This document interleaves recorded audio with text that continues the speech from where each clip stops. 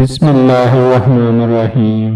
السلام علیکم ناظرین، ہم بستری کرنا ایک ایسا عمل ہے جس کے کرنے سے مرد اور عورت کو سکون، جنسی اور جسمانی لذت ملتی ہے۔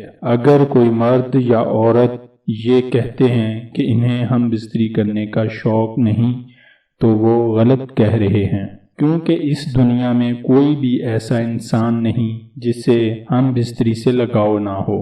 بعض مرد اور عورت تو بغیر نکاح کے شادی سے پہلے ہم بستری کر لیتے ہیں اور اپنی خواہشات کو پورا کر لیتے ہیں۔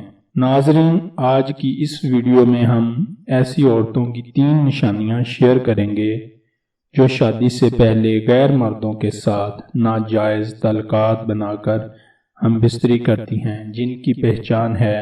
نمبر 1، پیچھے والے حصے کا بڑا ہونا۔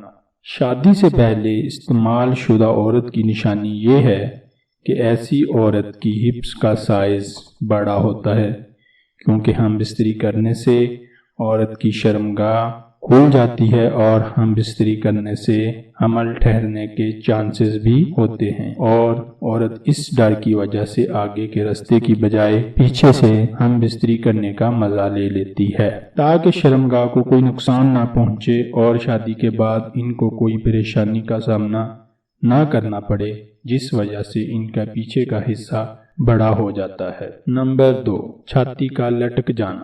شادی سے پہلے استعمال شدہ عورت کی دوسری نشانی یہ ہے کہ جو عورت شادی سے پہلے ہم بستری کر لیتی ہے تو اس کی چھاتی کا سائز بڑا ہو جاتا ہے، چھاتی کے نپل بڑے ہو جاتے ہیں، چھاتی لٹک جاتی ہے، کیونکہ جب مرد ہم بستری کرتا ہے تو وہ عورت کی چھاتی کو چوستا اور دباتا ہے، جس کی وجہ سے عورت کی چھاتی کا سائز بڑھ جاتا ہے اور چھاتی لٹک جاتی ہے، جو کہ واضح نشانی ہوتی ہے کہ عورت نے شادی سے پہلے کسی غیر مرد کے ساتھ ہم بستری کی ہے۔ نمبر 3، ہونٹوں کا بڑا ہونا۔ جو عورت شادی سے پہلے ہم بستری کرتی ہے تو ہم بستری سے پہلے کس کرتی ہے؟